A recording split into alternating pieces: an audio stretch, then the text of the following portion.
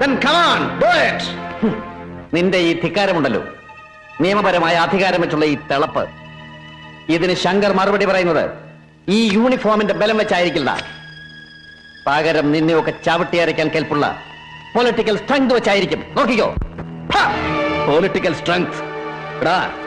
നിന്നെ പോലെയുള്ളവന്റെ ഒക്കെ പിടിപാടിന്റെ പേര് സ്ട്രെങ്ത് എന്നല്ല, ഇറ്റ്സ് സ്ലേവറി, ഇറ്റ്സ് കാസ്റ്ററേഷൻ.